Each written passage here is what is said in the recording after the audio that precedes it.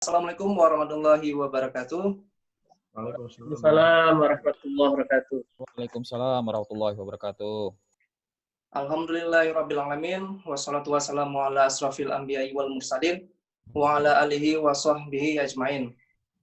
Bapak Ibu semuanya, terima kasih pada hari ini telah meluangkan waktu mengikuti kajian daring Ramadan yang diselenggarakan oleh BKM Masjid Al-Ikhlas Puslat Bangkahan, Lembaga Administrasi Negara.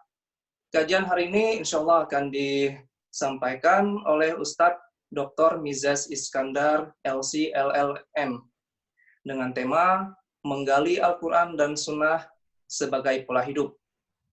Diharapkan nanti Bapak Ibu juga bisa ikut berkontribusi dengan mengajukan pertanyaan pada sesi tanya jawab. Nah, untuk mempersingkat waktu kepada Ustadz, dipersilakan. Baik, terima kasih atas waktunya. Bismillahirrahmanirrahim. Assalamualaikum warahmatullahi wabarakatuh. Waalaikumsalam warahmatullahi wabarakatuh. Innal hamdalillah, shalatan wassalamun ala Rasulillah sallallahu alaihi wasallam wa ala alihi wa ashabihi wa man tabi'ahu bi ihsanin ila yaumiddin. Summa amma ba'du.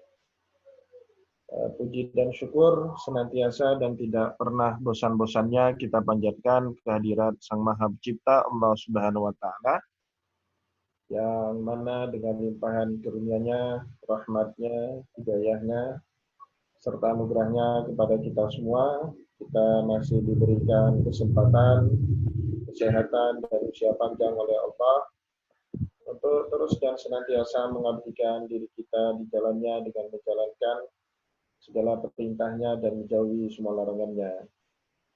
Salawat dan salam tidak pernah lupa pula kita haturkan kepada junjungan alam Nabi besar Muhammad sallallahu alaihi wasallam, yang dengan perjuangan beliau dan para sahabat beliau kita dapat mengenal betapa rahmatan lil alamin ajaran agama Islam sebagaimana yang menjadi keyakinan dan pengetahuan kita bersama.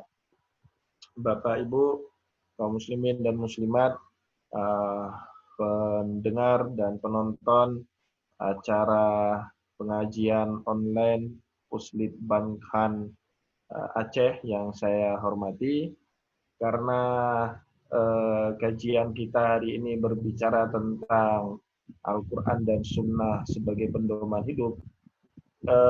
Kalau saya diizinkan mempersempit wilayah kajiannya, ya karena terlalu luas, jadi menjadi Al-Quran sebagai pedoman hidup. Mengingat ini adalah bulan suci Ramadan, dan identiknya bulan Ramadan itu dengan bulan Al-Quran. Maka jika bulan Ramadan ini bulan Al-Quran, baiknya kita mencoba mencari atau menggali pola-pola yang di dalam Al-Quran, sehingga kemudian pola-pola tersebut bisa menjadi arahan dan pedoman bagi hidup kita. Jadi Bapak Ibu kaum muslimin dan muslimat yang Allah Subhanahu wa taala muliakan, sebelum jauh saya berbicara tentang Al-Qur'an sebagai pola hidup atau pedoman hidup bagi umat Islam, terlebih dahulu saya ingin mengutip salah satu firman Allah dalam Al-Baqarah, "Syahrul Ramadan alladzi unzila fihi al-Qur'an hudan linnas wa bayyinatin minal huda wal furqan." Jadi di bulan suci Ramadan ini Allah Subhanahu wa taala menurunkan Al-Qur'an, hudan linnas, menjadi petunjuk bagi umat manusia. Jadi di dalam ayat tadi Allah Subhanahu wa taala mengeneralkan hidayah atau petunjuk Al-Qur'an itu tidak hanya eksklusif atau khusus bagi orang beriman atau muttaqin, orang-orang yang bertakwa, tapi untuk segenap umat manusia. Maka pada kesempatan yang baik ini, saya sangat berbahagia jika ada partisipan dari kalangan non-muslim. Kebetulan ada beberapa grup WhatsApp yang ada teman-teman non-muslim. Saya juga ikut turut menginvite mereka hadir pada kesempatan yang berbahagia ini untuk sama-sama melihat petunjuk-petunjuk yang ada di dalam Al-Quran, yang itu tidak hanya eksklusif bagi orang yang beriman, tapi juga untuk segenap manusia.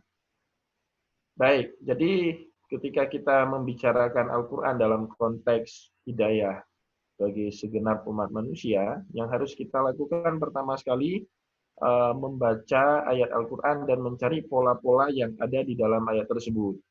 Maka para ulama sudah mengembangkan banyak metode penafsiran untuk mencari pola-pola yang ada di dalam Al-Quran, sehingga yang dipedomani nanti adalah pola-pola dari makna tersirat, bukan makna yang tersurat dari Al-Quran itu. Misalnya saya mau kasih contoh, ketika Allah Subhanahu wa taala mengharamkan khamar, itu kita temukan ada 4 ayat yang berbicara tentang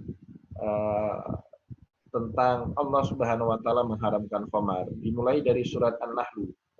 Allah Subhanahu wa taala berfirman, "Wa min samaratin nakhili wal a'nabi tattakhiduna minhu sakaran wa rizqan hasana."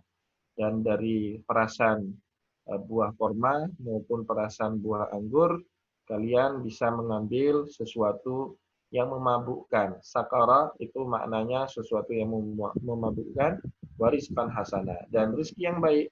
Ya, kita bisa jual minuman itu dapat dinar atau dirham untuk ukuran masyarakat zaman dulu, atau mendapatkan uang untuk kita ukuran zaman sekarang. Dan Allah Subhanahu wa taala masih memberikan ruang untuk orang yang ingin memanfaatkan khamar tersebut melalui ayat yang tadi. Tapi suatu saat para sahabat itu mulai gelisah. Masa toh khamar yang bisa menghilangkan akal sehat seseorang itu dihalalkan dalam ajaran Islam? Maka sebagian sahabat Rasulullah itu berinisiatif untuk bertanya langsung kepada Rasulullah. Rasulullah Shallallahu Alaihi Wasallam ketika ditanya itu bingung, tidak bisa menjawab, sampai Allah Subhanahu Wa Taala menurunkan kemudian ayat kedua tentang pengharaman khamar, tapi juga tidak dipahami sebagai keharaman yang mutlak. Ya, para ulama hanya memahaminya sebagai keharaman yang sifatnya relatif, karena di dalam ayat kedua ini Allah Subhanahu Wa Taala juga masih mengakomodir sisi-sisi positif dari minuman khamar. Maka ayatnya berbunyi, yas'alunaka 'anil khamri wal maisir qul fihima itsmun kabirun wa manafi'un linnas. Ya, sahabatmu bertanya kepadamu Muhammad tentang khamar dan judi.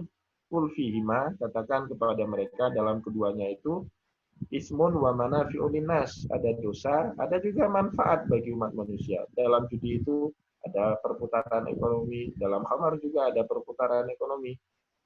Tapi Allah kemudian mengatakan wa ismuhuma akbaru min naf'ihima. Yang namanya dosa dalam khamar itu lebih banyak daripada manfaatnya. Nah, ini juga tidak dipahami oleh para sahabat ketika itu khamar menjadi haram secara tegas. Maka para sahabat kemudian masih minum khamar. Sampai dalam sejarah turunnya Al-Quran itu terkenal peristiwa suatu hari Umar bin Khattab menegak khamar ketika waktu sholat sudah dekat, dan akhirnya beliau menunaikan ibadah sholat, kebetulan ditunjuk untuk menjadi imam dalam ibadah sholat itu. Nah, maka kemudian dalam ibadah sholat yang dikerjakan oleh Umar, dalam satu riwayat beliau membaca surah Al-Kafirun, qul ya ayyuhal kafirun la a'budu ma ta'budun wa la antum a'buduna ma a'bud. Tapi berputar-putar terus, tidak ketemu ujung ayat lakum dinukum waliyadin. Karena memang Umar sudah dalam keadaan mabuk parah pada saat itu.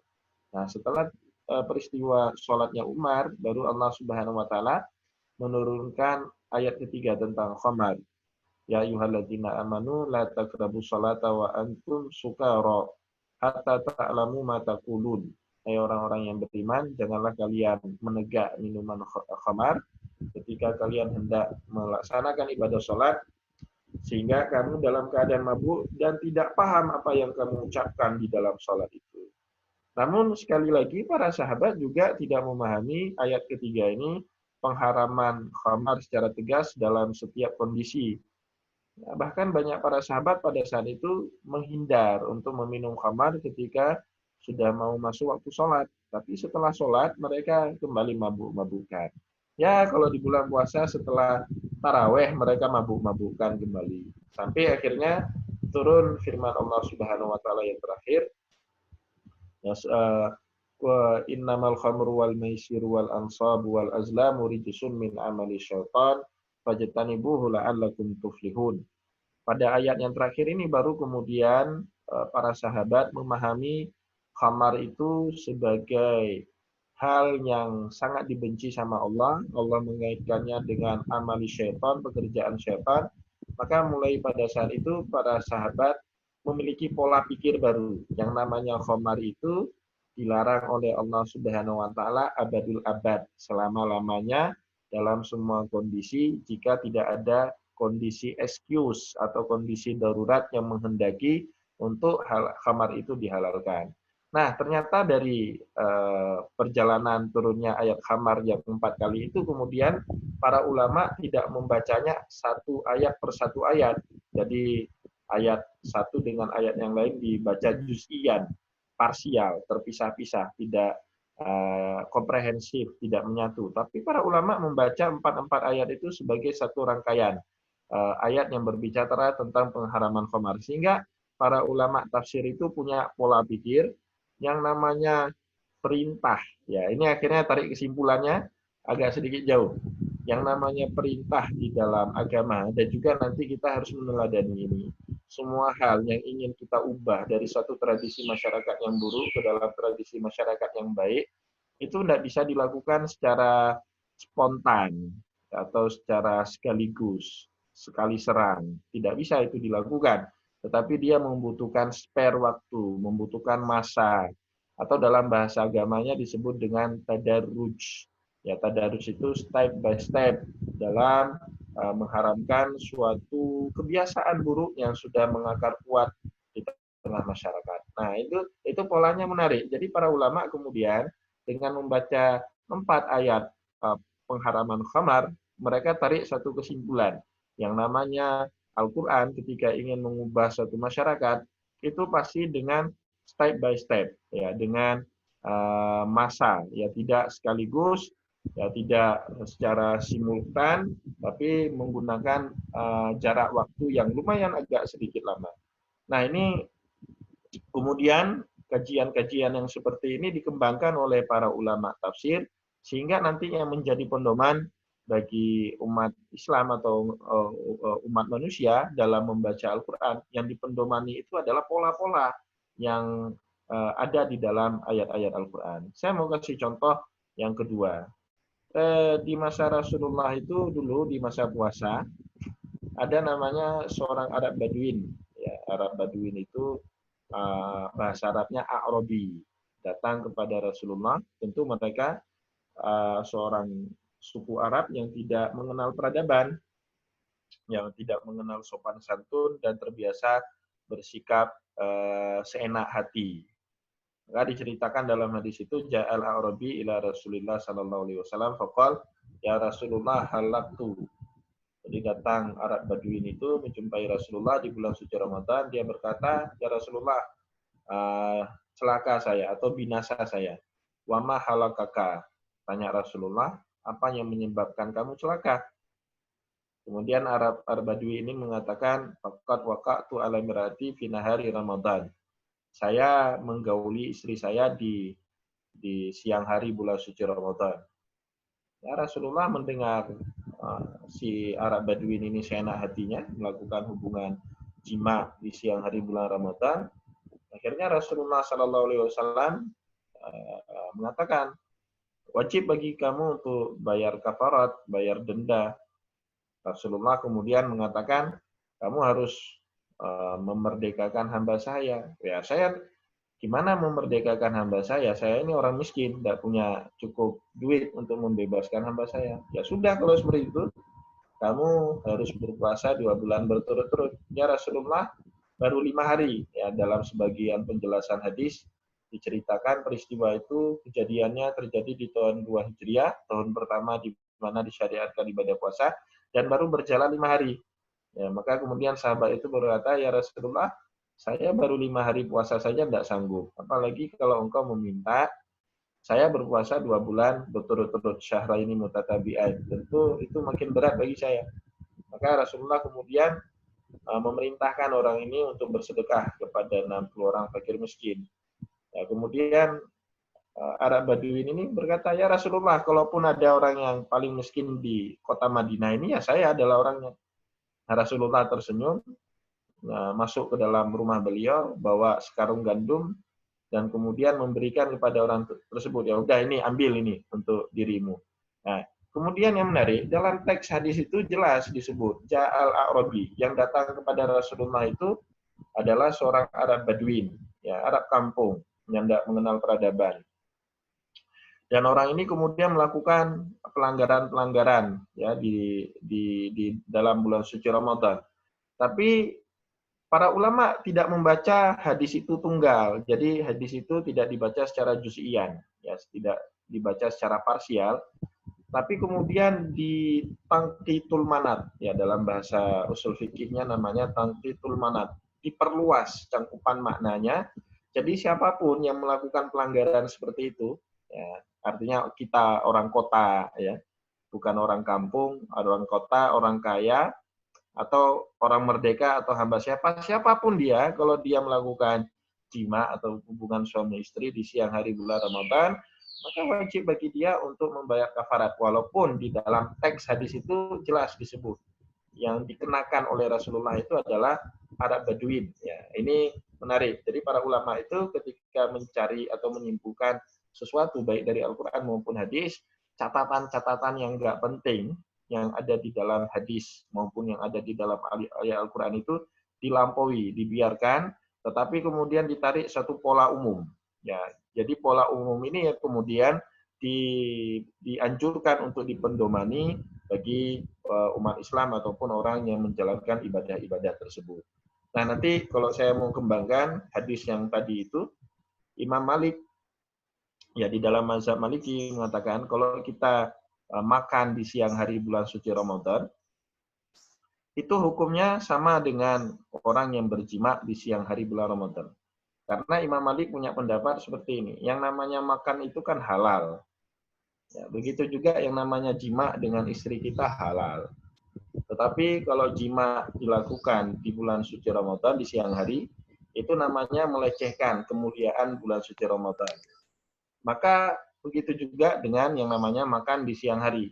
Kalau kita makan di siang hari itu halal, tapi karena kebetulan di bulan suci Ramadan, kalau kita makan dengan sengaja tanpa ada uzur, maka itu dianggap melecehkan kehormatan bulan suci Ramadan. Maka di dalam mazhab Maliki, sebagaimana halalnya orang berjima di siang hari, tapi dikenakan kafarat sampai 3 tingkatan oleh Rasulullah, begitu juga dengan orang yang makan makanan ya tanpa ada uzur, sengaja dia makan makanan bukan karena lupa. Ini beda ya. Kalau karena lupa itu ada hadis Rasulullah yang menjelaskan man nasiya fa akala wa syariba innama at'amahullahu wa asqa. Barang siapa yang lupa dan kemudian makan dan minum di siang hari bulan suci Ramadan, kata Rasulullah, sebenarnya dia sedang diberi makan atau diberi minum oleh Rasulullah, oleh Allah Subhanahu wa taala. Itu beda kasusnya. Ini sengaja, dia memang sengaja tidak puasa, makan di siang hari. Itu menurut Imam Malik hukumannya sama dengan orang yang sengaja berjima di siang hari bulan suci Ramadan. Kenapa? Ada inisiatif dari dirinya untuk merusak kemuliaan bulan suci Ramadan. Nah, seperti itu. Jadi, sekali lagi dalam memahami Al-Quran maupun hadis Rasulullah, para ulama itu tidak pernah terfokus kepada teks. Jadi yang mereka cari itu pola-pola dari kumpulan-kumpulan teks yang berbicara dalam satu masalah yang sama, kemudian dicarikan benang merah, dan benang merah itu dijadikan kesimpulan yang diamalkan oleh umat Islam.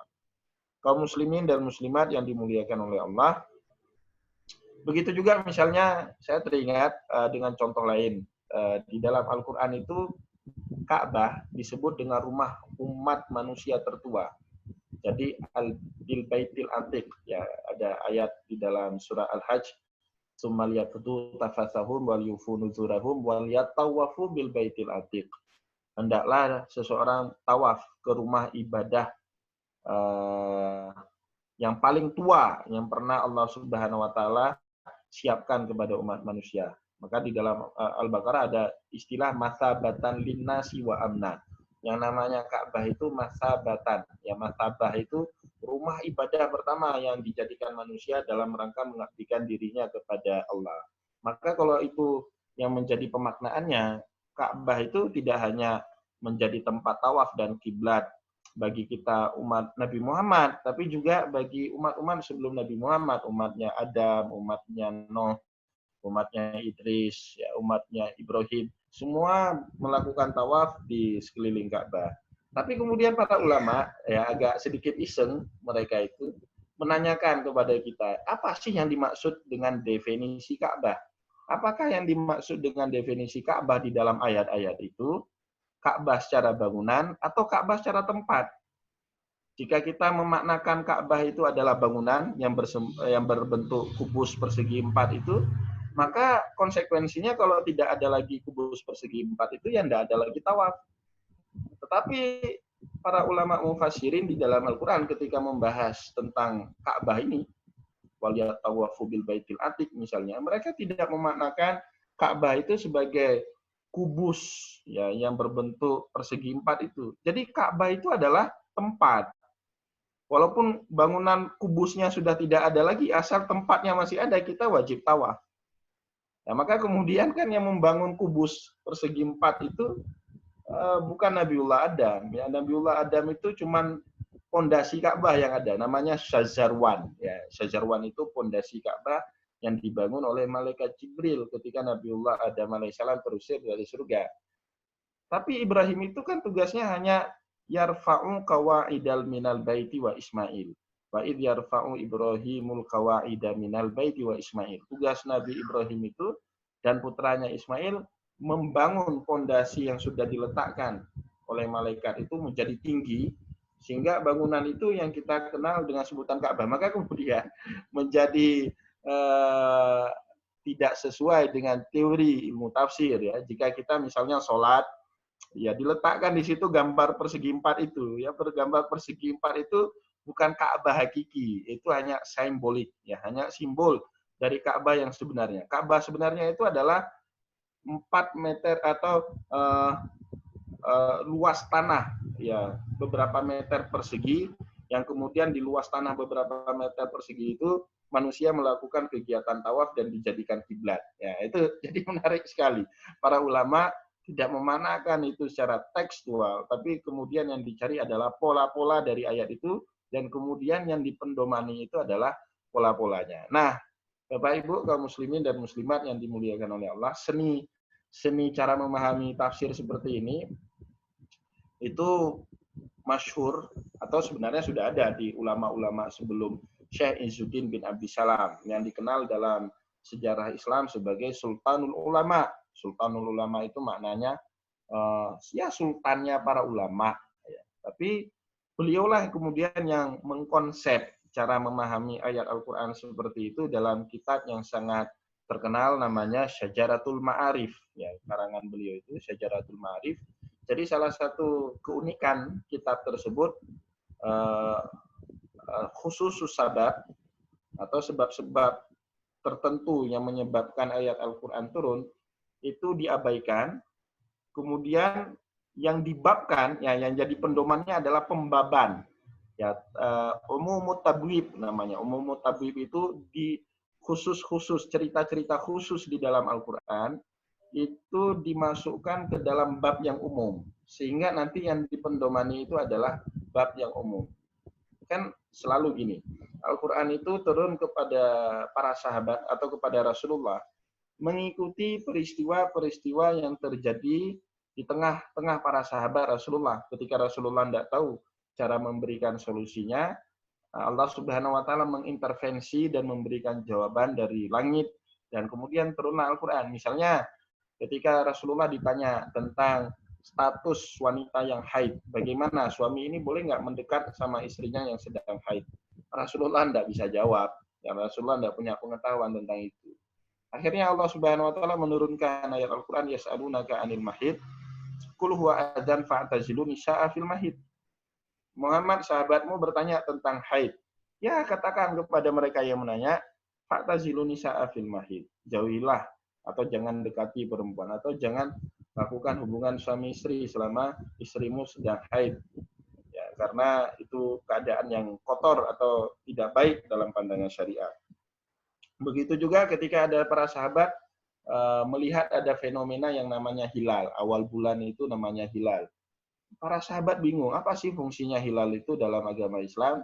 Mereka nanya sama Rasul. Rasul bingung, nggak bisa jawab. Akhirnya Allah Subhanahu wa taala menurunkan ayat Al-Qur'an, yas'alunaka 'anil ahillah qul hiya mawaqitu lin-nasi wal hajj. Katakan Muhammad kepada sahabatmu yang bertanya tentang ahillah. Ahillah itu jamak dari kata hilal. Ya, qul hiya mawaqitu lin-nasi wal hajj. Katakan kepada mereka, hilal itu fungsinya sebagai mawaqit, penentuan waktu ibadah dalam Islam. Awal Ramadan dan akhir Ramadan itu ditentukan oleh nampak atau tidak nampaknya hilal.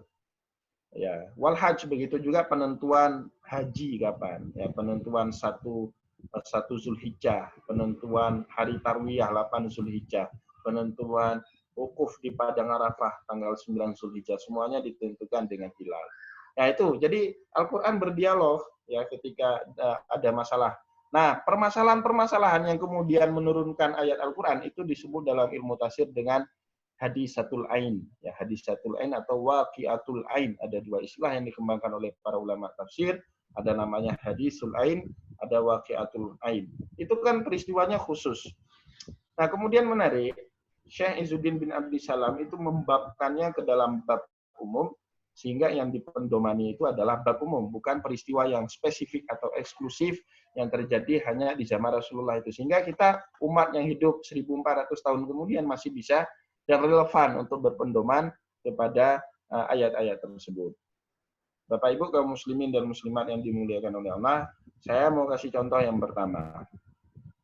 Di dalam Al-Qur'an itu ada ayat faman hajjal baita aw i'tamara fala junaha alaihi ayat tawafa bihima. Ayat itu berbicara tentang haji, ibadah haji dan umrah. Ya, salah satu rukun ibadah umrah kan tawaf dengan sa'i. Kalau ibadah haji namanya tawaf ifadah. Setelah kita tawaf ifadah itu juga wajib sa'i, rukun haji. Nah, Allah Subhanahu wa taala berkata dalam Al-Qur'an, "Faman hajjal baita aw i'tamara", barang siapa yang menunaikan ibadah haji atau berumrah, fala junaha alaihi ma ayat tawafa bihima. Tidak ada dosa untuk melakukan tawaf di antara. Ya, Allah Subhanahu wa taala menggunakan kata tawaf ya karena tawaf itu muter-muter. Ya, tafa, ya tufu itu maknanya muter-muter. Jadi tawaf itu dalam terminologi Al-Qur'an tidak hanya untuk orang yang mengelilingi Ka'bah, tapi orang yang putar-putar di antara Safa dan Marwah itu juga namanya tawaf. Walaupun istilah yang populer dalam hadis Nabi atau dalam fikih itu namanya sa'i. Tapi di dalam Al-Qur'an itu disebut dengan tawaf.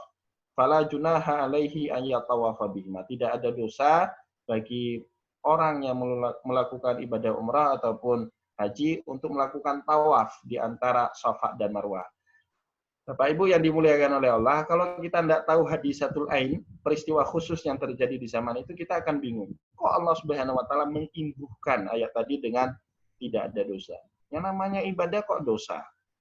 Nah, ternyata kalau kita cek di dalam sejarah turunnya ayat Al-Qur'an itu, ini yang dinamakan tadi waqi'atul ain atau hadisatul ain. Ternyata dulu di antara Safa dan Marwah itu banyak diletakkan berhala orang Quraisy yang mereka sembah. Salah satunya adalah Isaf dan Nailah, ya, itu dua berhala yang letak posisinya itu persis di bukit Safa dan Marwah.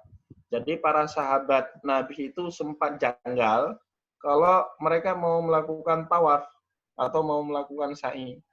Masa mereka melakukan sa'i di tempat sa'i itu banyak berhalanya.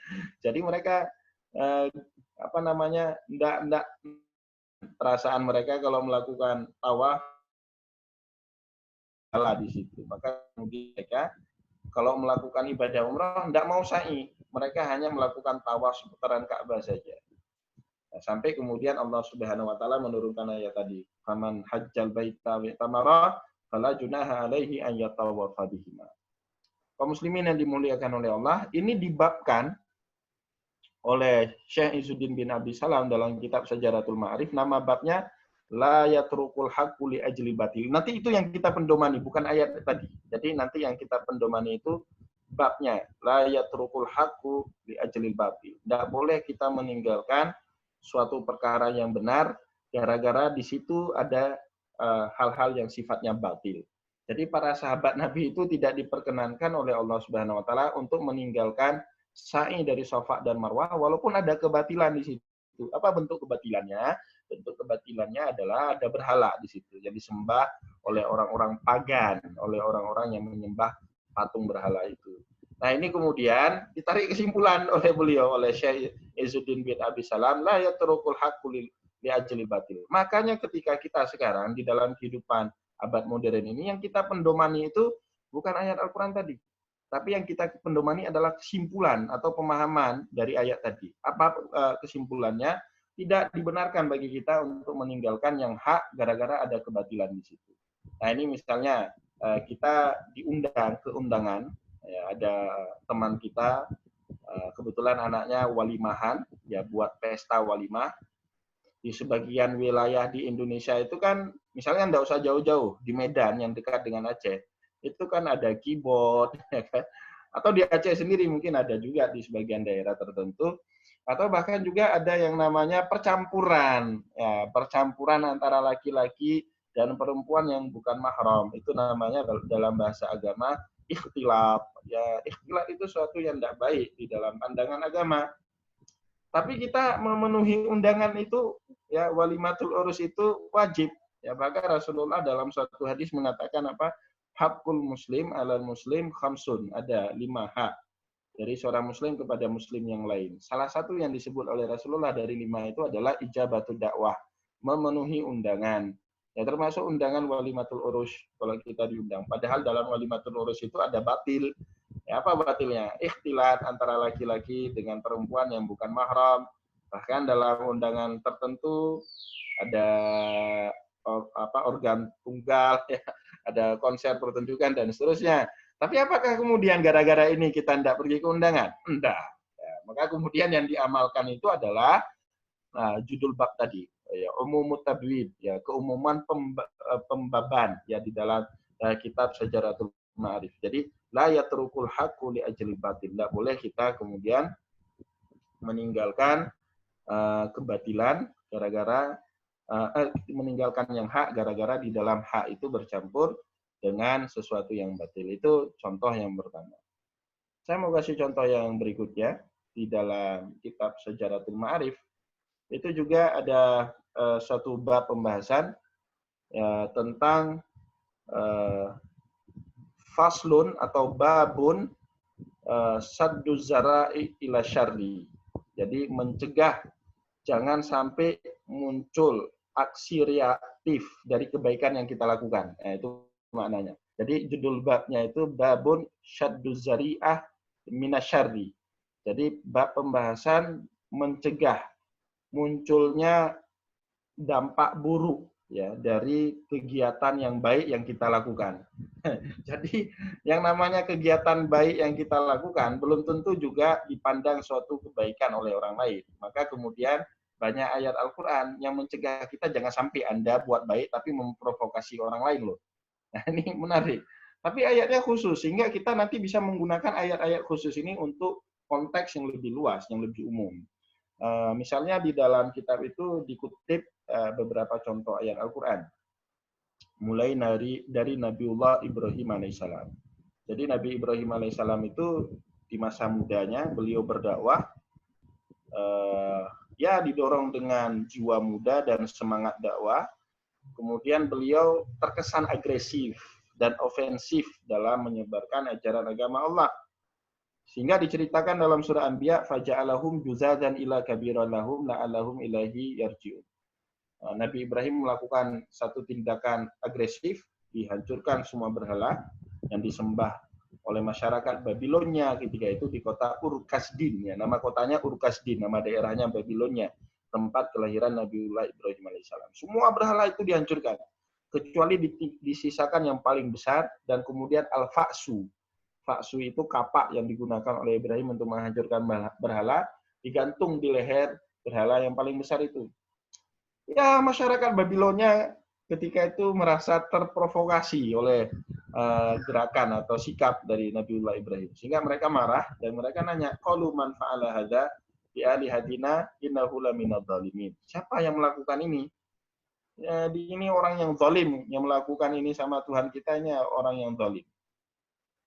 Saksi mata ketika itu berkata, qalu sami'na fatan yadhkuruhum yuqalu lahu Ibrahim. Kami mendengar yang melakukan ini adalah anak muda. Jadi ini harus kita underlying, harus kita garis bawahi. Di dalam ayat Al-Quran tadi Allah Subhanahu wa taala mengatakan yang melakukan ini anak muda. Qalu sami'na fatan. Fatan itu ya anak muda. Ya usianya 18 sampai 30 tahun lah, belum stabil emosinya. Yuqalu lahu Ibrahim, namanya Ibrahim. Singkat cerita, Raja Namrud marah, murka. Qalu fa'tu bihi ala ayunin nasi la'allahum yashhadun. Tolong bawa kemari pemuda itu, kita akan kasih hukuman untuk anak muda itu. Singkat cerita, Nabi Ibrahim tidak mendapatkan sambutan hangat dari masyarakatnya, tidak menuai simpati. Bahkan beliau dibakar hidup-hidup ya dalam satu kobaran api yang luas. Kalaulah tidak rahmat Allah yang menyelamatkan Ibrahim, pasti mungkin Nabi Ibrahim sudah mati gosong dalam bara api itu. Sehingga Allah berkata, Qulna ya naru kuni bardan wa salaman ala Ibrahim. Ya, api jadilah kamu dingin dan menyelamatkan Nabiullah Ibrahim. Singkat cerita, Nabiullah Ibrahim terusir dari kampung halamannya di Urkasdin. Terusir dia, bahkan tidak punya seorang pun pengikut. Nabiullah Ibrahim itu tidak punya seorang pun pengikut. Bukan simpati yang dituai adalah kebencian oleh Nabiullah Ibrahim. Nah, kemudian Nabi Ibrahim ini diajarkan sama Allah. Dia hijrah ke Mesir. Kemudian Allah Subhanahu wa taala mengajarkan Nabiullah Ibrahim agar bersikap lebih bijak. Ya, jangan sampai memprovokasi orang. Nah, ceritanya menarik. Di dalam kitab tafsir itu Nabiullah Ibrahim diajak ya mirip-mirip Isra dan Mi'raj lah dalam khazanah Nabi Muhammad. Diajak ke alam ghaib, ya namanya alam malakul maut. Nabi Ibrahim dipertontonkan bagaimana keadaan penduduk neraka. Allah Subhanahu wa taala nanya sama Ibrahim, "Ya Ibrahim, kita apakan ini orang-orang ahli neraka ini? Ada penzina, pemabuk, peminum khamar, ya, pejudi dan seterusnya." Nabi Ibrahim dengan mantap menjawab, "Wah, kita habisi aja semua ya Allah, penggal semua. Kan mereka hidup di dunia dengan rezekimu, tapi kemudian mereka mendurhakaimu." Ya, singkat cerita Allah nurut sama saran Ibrahim, dihabisi semua orang-orang yang ada di neraka itu. Nah, kaum muslimin yang dimuliakan oleh Allah, Nabiullah Ibrahim kan lama tidak punya keturunan. Ya, usia beliau 86 tahun baru beliau dianugerahkan seorang putra dari istri kedua. Namanya Hajar, seorang budak wanita, hadiah pemberian penguasa Mesir ketika itu. Anak itu dinamakan Ismail.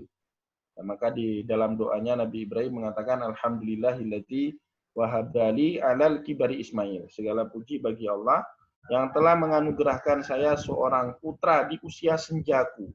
Ya, menurut ulama tafsir usia senjaku yang dimaksud dalam firman tadi adalah usia 86 tahun. Nah, singkat cerita, pada saat usia Nabiullah Ismail 9 tahun, Allah Subhanahu wa taala memerintahkan agar anak itu disembelih sama Ibrahim. Awalnya Nabi Ibrahim itu sempat ya iskal atau enggak enak perasaan, masa anak yang sudah lama ditunggu disembelih. Maka Nabi Ibrahim kemudian mengajukan keberatan kepada Allah, "Ya Allah, kenapa enggak umat saya saja yang disembelih?" Itu mungkin lebih siap Nabi Ibrahim, atau tetangganya itu lebih siap, atau istrinya sendiri mungkin lebih siap.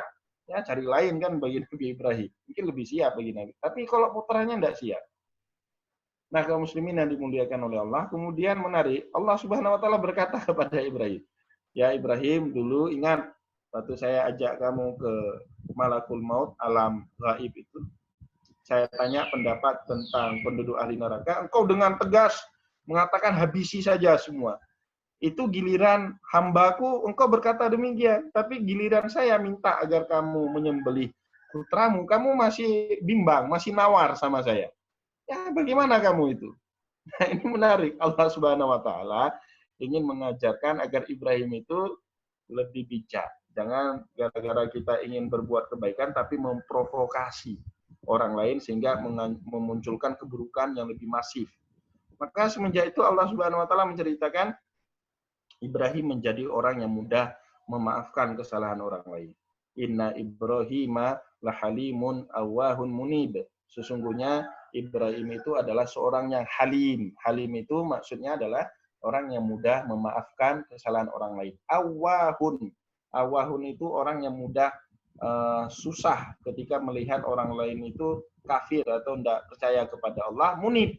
Senangnya bertaubat kepada Allah. Nah, semenjak itu diceritakan dakwah Ibrahim ini menuai simpati banyak sama masyarakat. Maka kemudian Nabi Ibrahim di akhir usianya itu sudah mulai banyak umatnya, sudah mulai banyak pengikutnya. Kaum muslimin yang dimuliakan oleh Allah, ini kemudian dibabkan oleh Syekh Izzuddin bin Abi Salam dalam babun sadduz zari'ati ila syarri. Kita harus melakukan tindakan preventif dalam semua kebaikan yang kita lakukan. Jangan sampai perbuatan baik kita yang kita lakukan itu memprovokasi orang lain sehingga menimbulkan keburukan yang lebih masif dari yang tidak pernah kita duga sebelumnya. Nah, kaum muslimin yang dimuliakan oleh Allah, kisah yang model seperti ini juga ada dalam Al-Quran, kejadiannya dengan Nabi Muhammad. Nabi Muhammad di awal dakwah itu ya seperti Nabi Ibrahim terbawa dengan semangat dakwah, sehingga terkesan memprovokasi orang-orang yang menyembah berhala itu. Sampai akhirnya Allah Subhanahu wa taala menurunkan ayat kepada Nabi Muhammad, "Wala tasubbul ladina yad'una min dunillah fayasubbullaha adwan bighairi ilm." Muhammad, janganlah kamu itu mencela Tuhan-Tuhan mereka, berhala-berhala mereka. Nanti yang jadi korbannya itu saya. Karena mereka akan balas balik menyerang saya, memaki saya.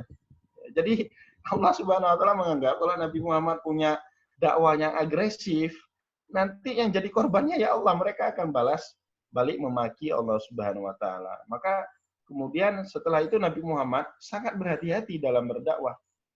Ya, sangat berhati-hati dalam berdakwah, maka kemudian beliau punya pengikut banyak setelah Allah Subhanahu wa taala mengajarkan cara yang benar di dalam menebar kebaikan itu. Jangan sampai memprovokasi atau menggurui orang lain. Kalau itu dilakukan, jangankan simpati, tapi akan mengundang kebencian banyak orang. Ini kan menarik, yang model seperti ini. Kalau kita serius mempelajari tafsir, mendapatkan pola-pola pikir Al-Quran yang seperti ini, maka nanti akan terbentuk, tercetak dalam kepala kita itu pola Quranik, ya, cara berpikir Al-Quran, sehingga nggak akan terjadi yang namanya keributan antara sesama umat Islam, ribut antara Salafi dengan kaum tradisionalis pesantren. Itu tidak akan terjadi karena baik Salafi maupun tradisionalis pesantren ketika menyebarkan agamanya terlalu semangat sehingga terkesan memprovokasi pihak yang berbeda pendapat dengan mereka.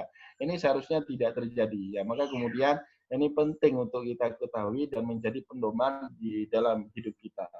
Kaum muslimin yang dimuliakan oleh Allah, ada contoh berikutnya. Bahkan contoh ini sederhana tapi ngejelek ya di dalam alam pikiran kita itu. Imam Izzuddin bin Abi Salam dalam kitab tafsirnya Sajaratul Ma'arif itu ada satu bab pembahasan yang beliau namakan babun yundabu ihsanu fi sibyanil solihin. Bab sunnah kita berbuat atau melakukan kebaikan kepada anak-anaknya orang soleh. Bukan kepada orang solehnya, tapi kepada anak mereka. Itu di dalam bab itu ada dua dalil dari Al-Quran satu dan dari hadis satu yang dikutip. Yang pertama yang dikutip itu cerita Nabiullah Musa dengan Khidir ketika masuk ke dalam satu kampung. Fantalaka hatta idza ataya ahla qaryatin istat'ama ahlaha. Kemudian Nabi Khidir dengan Nabi Musa itu minta dijamu sama penduduk kampung itu tradisi masyarakat Semit ya.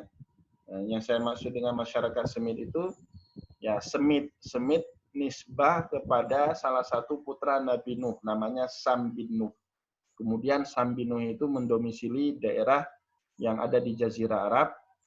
Maka kemudian semua suku bangsa yang hidup dan berkembang di Jazirah Arabia, di Middle East sekarang itu namanya Semitik. Ya.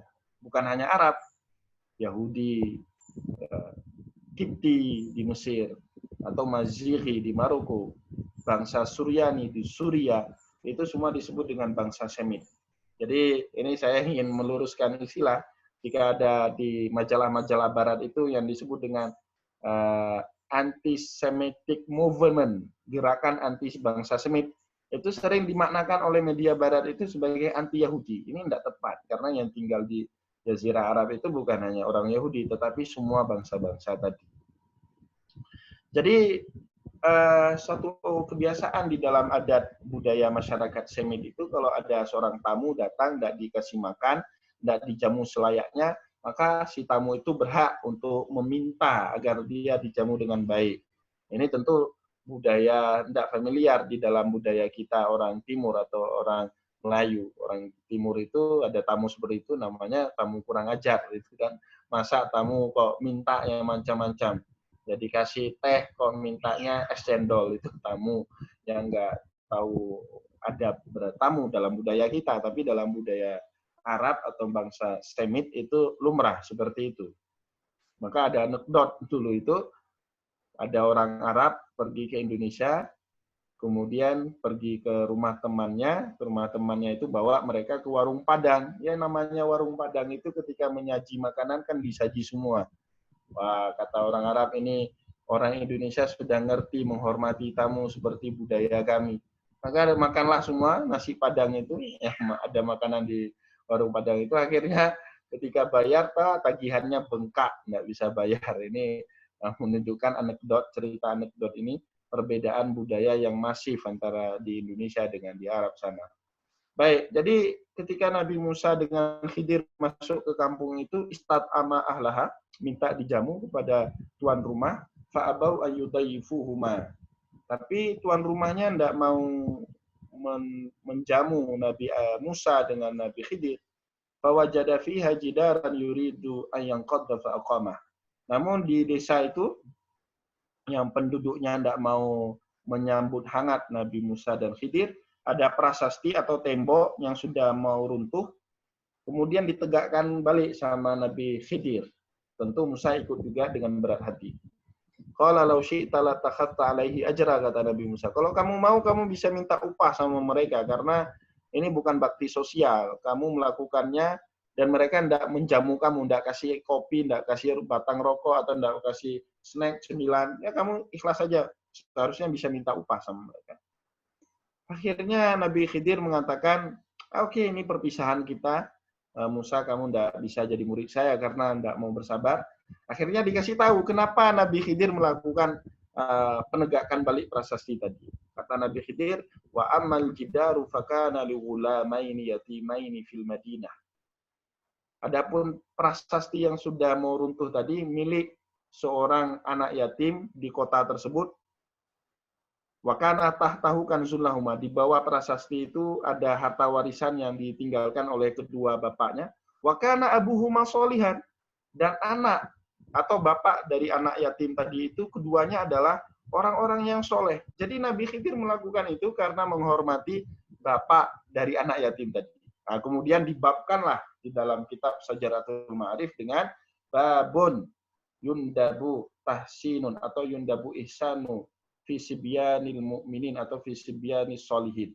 Bab pembahasan sunnah kita bersikap baik kepada anak orang-orang soleh di tengah-tengah kita. Ya, kemudian dalil yang kedua yang dipakai itu menarik sekali, sederhana sekali, tapi ngejelep dalam pikiran kita. Itu dalil yang kedua itu salawat kita selalu pakai wa ala ali sayyidina Muhammad. Allahumma sholli ala Muhammad wa ala ali sayyidina Muhammad. Ya Allah, kami bersalawat kepada Nabi Muhammad dan keluarga Nabi Muhammad. Kita menghormati keluarga Nabi Muhammad karena Nabi Muhammad itu adalah orang soleh, orang baik. Jadi kaum muslimin yang dimuliakan oleh Allah, yang kita hormati itu bukan hanya anak teman kita yang soleh, bukan hanya teman kita yang soleh, tapi juga anak keturunannya yang soleh, itu dianjurkan untuk dihormati. Ya, dari mana kita bisa mengambil kesimpulan? Dari tadi. Ya, jadi kasus yang spesifik, yang eksklusif, kejadiannya terjadi di masa Nabi Musa, tapi bisa ditarik benang merah dengan membaca sekian banyak dalil. Tidak hanya dalam Al-Quran, tapi dalam hadis. Kemudian ditariklah satu kesimpulan, ihsanun fi sibyanil sholihin. Adanya anjuran berbuat baik kepada anak-anak orang soleh. Jadi seperti itu cara memahami Al-Quran, sehingga pola-pola seperti itu kita temukan dan kemudian bisa kita pendomani di dalam hidup kita. Untuk mengakhiri, saya masih punya satu, atau ini hostnya, sampai jam berapa kita? Masih ada waktu sedikit lagi, Ustaz. Tanya sampai jam berapa? Boleh sampai jam 11 saja, Ustaz. Nanti 30 menit atau ini lebih kurang untuk sesi tanya jawab. Oke, atau gini saja, kita padakan di sini, kita buka sesi tanya jawab. Barangkali banyak yang mau bertanya nanti. Kalau tidak ada bertanya, baru saya akan lanjutkan lagi materi. Bisa? Boleh, Ustaz. Oke, boleh. Baik, terima kasih, Ustaz. Selanjutnya kita buka sesi tanya jawab untuk 3 orang penanya. Nanti barangkali ada waktu lebih, nanti kita tambah lagi. Bagi yang ingin bertanya, silakan bisa menekan tulisan raise hand atau angkat tangan di bagian bawah layar. Silakan.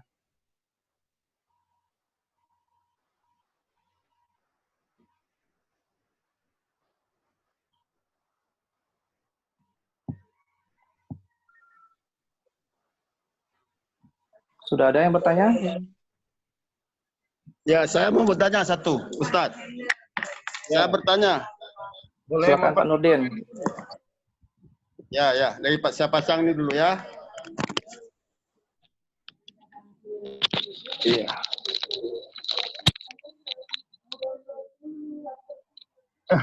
Ya, sudah siap. Bagaimana didengar suara saya? Boleh, Pak Nurdin. Pak Nurdin ya? Ya, betul. Terima kasih, Ustadz Mizat. Saya mendengarkan ramah Bapak itu ibarat saya di tengah laut, tidak tahu tepinya kemana. Begitu zuknya saya dengar. Terima kasih. Baik, terima kasih. Ada beberapa pertanyaan yang ingin saya tanyakan ini kepada Pak Ustadz. Sejak kemarin saya tunggukan materinya. Saya terlambat bergabung tadi karena ada kucing ya. Yang pertama begini Pak Ustadz. Al-Quran itu sebagai sumber hukum terhadap syariat Islam. Boleh kita katakan itu sumber hukum qat'i yang tidak boleh dibantah. Bagaimana metodologi pengambilan hukum oleh para ulama dalam Al-Quran ini yang seharusnya tidak menimbulkan khilafiyah. Sehingga itu yang terjadi.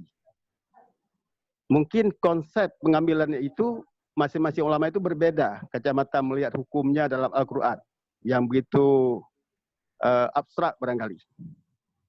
Tentang ijtihadnya, pendapatnya, dan sebagainya. Itu yang satu. Yang kedua, berkaitan dengan kifarat tadi. Itu sangat menarik kita bahas. Mungkin kita terlindungi daripada kifarat-kifarat yang tidak kita duga, tapi kita sudah diwajibkan kifarat oleh Allah dalam perbuatan kita yang kita tidak tahu. Yang pertama, kifarat sumpah. Sumpah yang bagaimana tersebut yang kiranya dikenakan wajib kifarat. Bagi kami pegawai negeri, Bapak juga sama. Sering bersumpah. Semua pelantikan disumpahkan. Tidak menerima sesuatu yang patut diduga. Kata patut diduga ini mendalam sekali artinya. Seandainya kita sudah kena sumpah, tidak memberikan sumpah tersebut, pada sumpah tersebut, tentu kita berdosa. Itu satu. Yang kedua ada sumpah yang kifarat sumpah yang bukan kifarat sumpah, kifarat yang tidak kita tunaikan berdampak kepada hal yang lain. Contohnya kifarat jima yang tadi. Kita ada hubungan ikatan nikah dengan isteri kita. Kalau seandainya kifarat tersebut tidak ditunaikan, mudah-mudahan kita ini kalau jima di bulan puasa tidak kita lakukan. Ada hal yang lain. Contohnya kifarat dihar.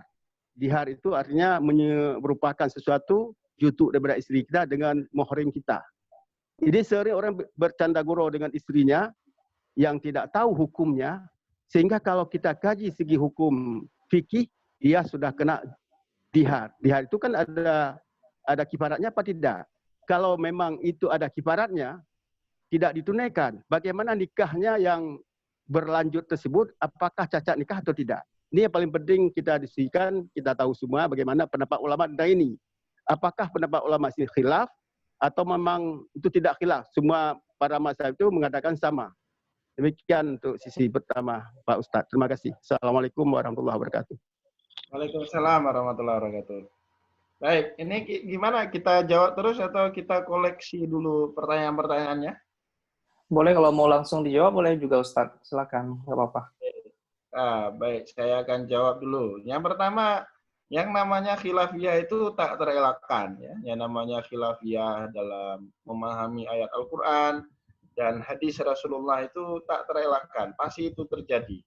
Ya, seperti yang tadi Pak Nurdin sempat singgung, namanya ayat Al-Quran dan hadis Rasulullah itu sangat abstrak dan bisa dipahami dengan berbagai macam kriteria dan model seperti itu. Jadi bahkan untuk mengetahui khilafiyah itu menjadi penting supaya kita tidak mudah bersuudzon kepada saudara kita yang berbeda amaliyah dengan kita. Jadi menjadi penting menurut saya.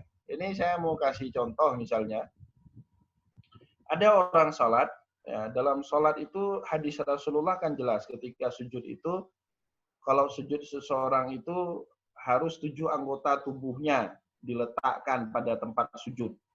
Ya, kata Rasulullah dalam hadis Muslim itu, umirtu an asjuda ala sab'atin a'dumin. Saya diperintahkan oleh Allah Subhanahu wa taala, sujud itu melibatkan 7 anggota badan. Yang pertama kening, yang kedua 2 tangan, ya, kemudian 2 lutut, dan kemudian 2 kaki. Jadi 7 anggota tubuh itu dijelaskan di dalam hadis Nabi. Dan itu kemudian yang dijadikan pedoman dalam mazhab Syafi'i. Misalnya ketika kita membaca kitab Minhajut Talibin karangan Imam Nawawi, kita menemukan keterangan seperti itu. Tapi jika kita membuka kitab lain, misalnya sama-sama Syafi'i, ini bukan lintas mazhab, masih dalam satu mazhab Syafi'i. Kalau kita membuka kitab Muharrar karangan Imam Rafi'i, kalau dalam tradisi mazhab Syafi'i, baik Imam Rafi'i pengarang kitab Muharrar maupun Imam Nawawi pengarang kitab Minhajut Talibin, mereka disebut dengan muhaqqiqul mazhab. Artinya orang yang paling paham dengan mazhab Syafi'i. Jadi orang yang paling paham dengan mazhab Syafi'i sendiri berbeda pandangan dalam satu mazhab. Imam Rafi'i mengatakan, wa yahtamilu ayyakuna shawab, dan boleh jadi yang benar ketika kita sujud itu melibatkan hanya 1 anggota tubuh saja. Jadi anggota tubuh yang dilibatkan ketika kita sujud itu menurut Imam Ar-Rafi'i dalam kitab Al-Muharrar itu ya kening kita. Jadi yang lain itu enggak usah. Jadi kalau kita sujud menggantungkan tangan menurut mazhab atau pendapat Imam Ar-Rafi'i dalam kitab Muharrar itu sah. Dan beliau juga punya dalil yang enggak kalah kuat. Karena Rasulullah SAW ketika sujud, salah satu doa yang beliau baca, sajadalaka wajhi wa sam'i wa basari. Ya Allah, saya menyujudkan wajah saya, ya wajah itu diantaranya adalah kening, sam'i pendengaran saya, wa basari dan penglihatan saya. Sehingga di dalam 2 mazhab ini ada perbedaan pendapat. Dalam satu mazhab ada perbedaan pendapat 2. Itu baru masalah kecil dalam hal yang sujud. Belum lagi masalah yang lain yang besar-besar. Maka kemudian para sarjana muslim modern atau kontemporer selalu punya rumus. Mereka mengatakan Islam always characterized by diversity. Yang namanya Islam itu selalu terkarakterkan dengan perbedaan macam ragam pendapat. Jadi ketika ada orang yang koar-koar dengan semangat, entah dari mana semangatnya, kita harus menyatukannya dalam satu mazhab. Lah dalam satu mazhab Syafi'i sendiri ada perbedaannya. Maka kemudian tidak mungkin itu kita seragamkan. Ya akhirnya yang menjadi sikap kita ya toleran. Ya kalau ada berbeda ya kita toleran. Ketika ada orang sujudnya beda dengan kita, tidak bisa kita, wah ini aliran sesat. Mungkin orang itu punya bacaan yang melampaui bacaan kita, seperti tadi. Begitu juga kalau kita baca kitab Minhajut Talibin, karangan Imam Nawawi tadi. Ini masih contoh-contoh sederhana, hanya untuk mendekatkan paham kita, kenapa para ulama punya kesimpulan tidak mungkin kita menyatukan umat Islam itu dalam satu pendapat. Jadi dalam kitab Minhajul Talibin karangan Imam Nawawi, ya, ulama mazhab Syafi'i, Kalau duduk, ya duduk. Apakah itu duduk di antara dua sujud? Apakah itu duduk tasyahud pertama? Apakah duduk pada tasyahud kedua? Beliau mengatakan apa? Wa yajlisu kaifa yasha. Nah, itu teksnya ibaratnya ada di dalam kitab Minhajut Thalibin. Yang namanya duduk itu boleh dilakukan bagaimanapun, asal kita sudah duduk, boleh. Jadi mau duduk iftiros, ya duduk iftiros itu seperti tasyahud yang kedua, atau duduk tawarruk seperti duduk pada tasyahud yang pertama, boleh, terserah. Atau bahkan duduk bersila pun boleh dalam sholat. Ya, atau bahkan duduk di atas kursi pun tidak membatalkan sholat. Maka kalau Bapak Ibu pergi ke Tanah Suci, salat di Masjid Nabawi atau di Masjidil Haram, itu kita menyaksikan banyak orang sholat dan sehat. Dia sanggup kok bawa kursi, nenteng kursi dia sanggup. Jalan jauh dari hotelnya, 800 meter, sanggup sampai ke Masjidil Haram. Tapi ketika sholat dia duduk di atas kursi. Ya, enggak ada yang protes. Kenapa? Karena memang seperti itu. Standar minimalnya dalam sholat seperti itu. Tapi afdoliyahnya, kata Imam Nawawi dalam kitab Minhajut Thalibin, afdoliyah artinya apa? Afdolnya. Duduk itu ya hayatus sholat. Duduk dalam gerakan sholat. Seperti yang dilakukan oleh Rasulullah. Baik tawarruk, seperti duduk pada tasyahud yang pertama, maupun iftiras, seperti duduk pada tasyahud yang kedua. Itu afdol. Jadi, afdoliyah itu kan melampaui standar. Sedangkan standarnya, wa yajlisu kaifa yasha. Hendaklah seseorang itu duduk sekenanya, asal sudah dapat dikatakan duduk. Duduk itu kan lawan daripada berdiri. Asal dia sudah dinamakan duduk, ya sudah. Itu sudah sah sholatnya. Jadi pengetahuan khilafiyah itu jadi penting bagi kita. Kalau kita tidak punya pengetahuan itu, ketemu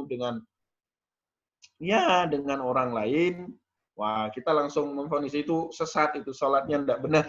Padahal dalam fikih ada seperti itu. Nah ini, jadi sekali lagi yang namanya Islam always characterized by diversity. Yang namanya Islam itu selalu terkarakterkan dengan beragam pendapat, beraneka ragam, warna-warni, tidak mungkin satu warna.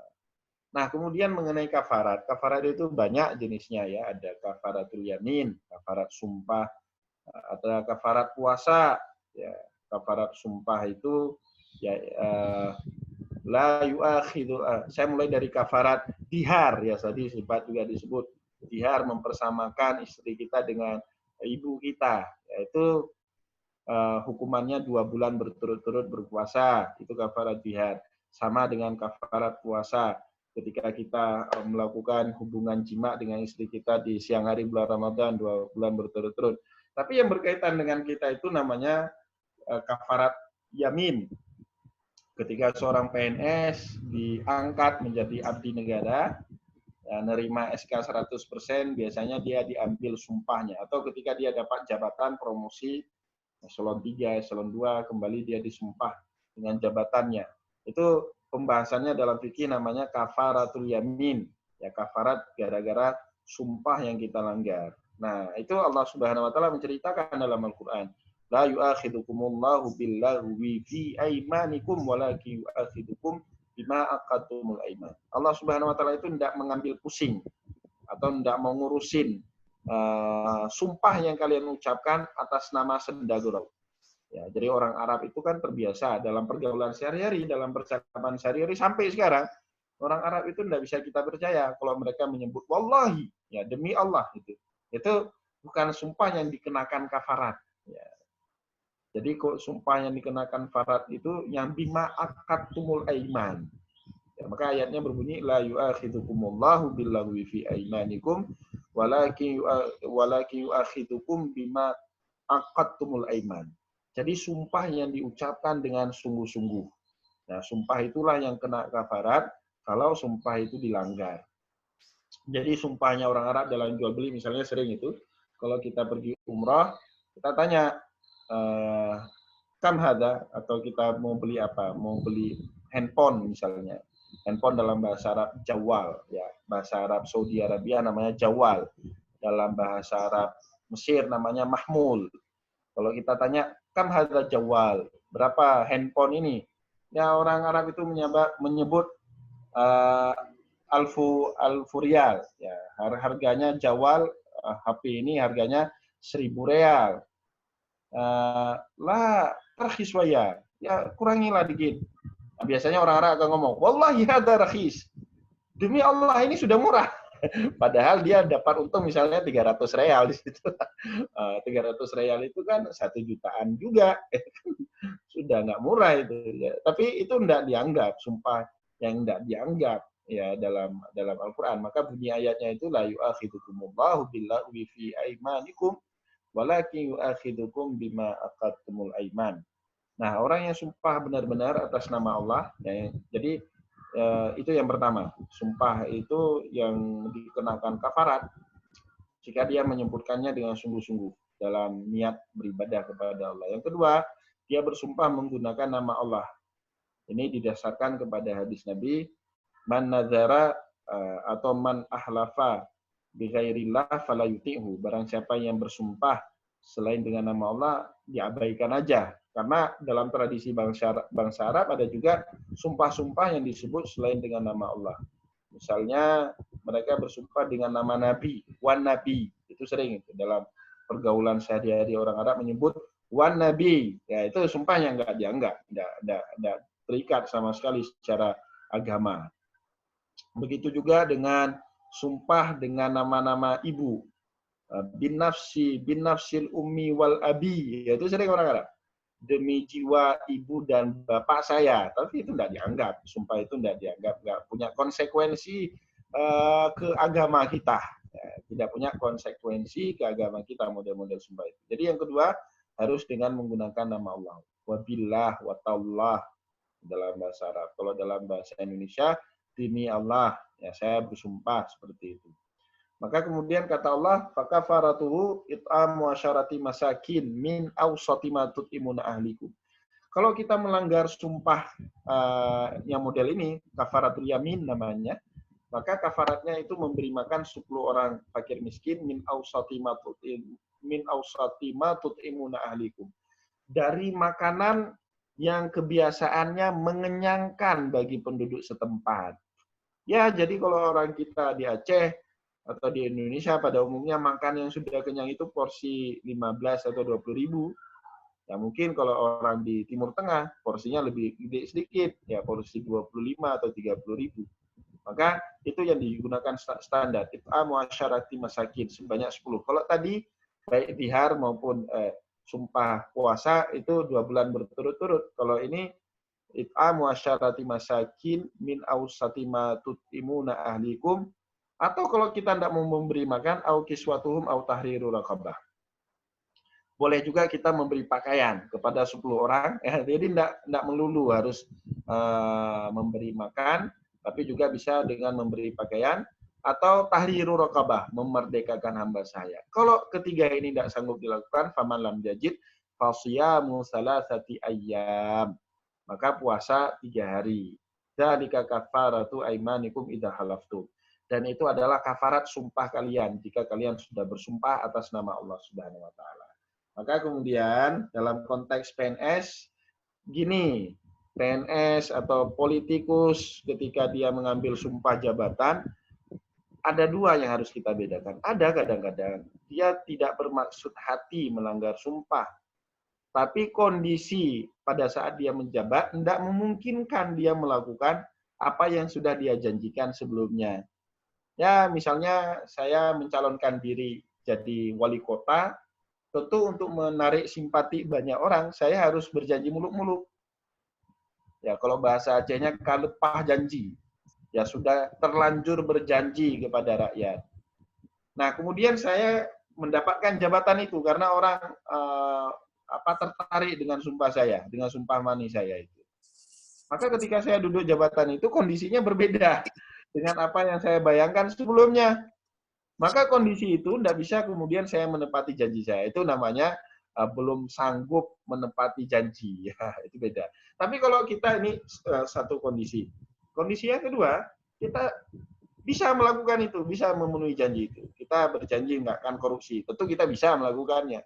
Kita berjanji nggak akan nepotisme, nggak akan kolusi. Tentu kita bisa. Lelang jabatan open bidding sesuai dengan profesionalisme ASN, bukan didasarkan ahli kerabat, tapi memang ahli profesional. Tapi kemudian kita melanggar janji itu. Nah, itu baru disebut kita khianat, kita melanggar sumpah yang telah kita ucapkan. Maka ini penting untuk diketahui sama Bapak-bapak di Puslatban Khan. Benar nggak ucapannya? Saya nampaknya lebih mudah. Ya, betul Ustaz. Ya, betul Ya, ya? benar Ustaz. Betul. Puslatban Khan. Ya, ini penting untuk disuguhkan materi ini kepada para peserta diklat. Ya kan, peserta diklat di Puslatban Khan itu kan calon-calon pejabat yang menanggung amanah rakyat seperti itu. Jadi ada konsekuensi religius dan spiritual di balik sumpah yang mereka ucapkan jika mereka tidak sungguh-sungguh untuk menjalankan sumpah itu. Mungkin seperti itu yang bisa saya jawab. Baik, terima kasih Ustaz. Kita lanjutkan. Ada yang pertanyaan berikutnya? Silakan.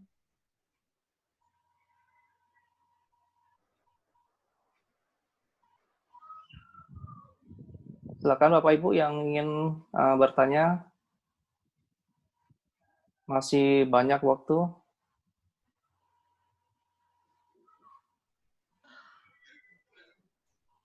Assalamualaikum. Waalaikumsalam. Ya, silakan. Izin bertanya. Ya, silakan Ya, Mbak Sri. Assalamualaikum warahmatullahi wabarakatuh. Waalaikumsalam. Diperkenalkan dirinya. Anas Asri Ustad. Mantan murid Ustad juga dulu di Riyadh. Wah, yang namanya murid itu enggak pernah mantan. Ya Ustad, apaan. Ustad gini mau nanya. Nah, misalnya terkait nazar. Kalau seandainya ada orang bernazar, kalau anak saya lulus PNS, nanti saya akan kenduri anak yatim dengan sekian-sekian. Nah, kenyataannya setelah anaknya lulus, itu tidak dikendurikan, Ustaz. Misalnya diganti dengan kasih uang aja ke anak yatim. Padahal kalimat pertamanya adalah mengkendurikan anak yatim. Itu gimana Ustaz? Apa boleh digantikan seperti itu? Sedangkan kalimat nazar di awalnya enggak seperti itu. Ya, gitu aja Ustaz. Assalamualaikum warahmatullahi wabarakatuh. Waalaikumsalam warahmatullahi wabarakatuh. Baik, terima kasih atas pertanyaannya Asri Diana. Ya, ini murid saya yang sudah sukses. Ya, semoga, saya tidak tahu sudah nikah apa belum ya. Semoga kalau belum nikah, cepat nikah. Kalau sudah nikah, cepat punya keturunan. Jadi, nazar itu bahasa Acehnya ka'uy ya. Bahasa Acehnya ka'uy, nazar. Rasulullah berkata dalam hadis Bukhari itu, man nazara an yuti'ahullahu falyuti'hu wa man nadara an yu'siyahullahu fala yu'sih. Barang siapa yang bernazar untuk melakukan ketaatan kepada Allah, maka hendaklah dia menepati nazarnya itu. Falyuti'hu itu amar, kata perintah. Nah, dari sinilah kemudian para ulama narik kesimpulan, kalau kita sudah bernazar, maka nazar kita itu wajib untuk dipenuhi sesuai dengan al-manzur. Manzur itu maksudnya objek yang menjadi niatan nazar kita. Jadi bukan di luar objek itu, tergantung apa objeknya. Kalau tadi misalnya dia bernazar, seandainya anak saya lewat PNS, maka nanti dia akan bernazar mengkenduri. Ya, dia ta'yin itu mendetailkan kenduri terhadap 100 anak yatim, maka nazarnya itu harus seperti itu. Tidak boleh kurang, kalau lebih itu namanya sunnah dia bersedekah, tapi kalau kurang tidak boleh. Misalnya 99 anak yatim, tidak boleh. Ya, tapi harus 100 atau bahkan lebih. Kalau lebih, hitungan di atas 100 itu dianggap dia mengamalkan sedekah atau sunnah saja. Nah, itu yang berkaitan dengan nazar. Seandainya juga seperti ini, ada orang bernazar, ya Allah, seandainya saya diberikan rezeki, saya mau menunaikan sholat 5 waktu dalam sehari di Masjidil Haram. Maka nazarnya itu harus ke Masjidil Haram. Tidak boleh kemudian dia mengganti nazarnya itu sholat di Masjid Raya Baitur Rahman.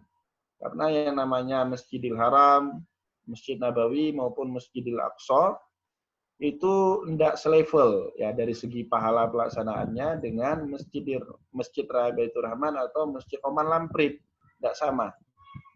Tapi jika dia bernazar, ya Allah, seandainya anak saya lewat PNS, saya nazar sholat 5 waktu sehari penuh di Masjid Raya Baitur Rahman, tapi orang ini misalnya orang Luk Sumawe, maka nazarnya itu boleh dilakukan di Islamic Center.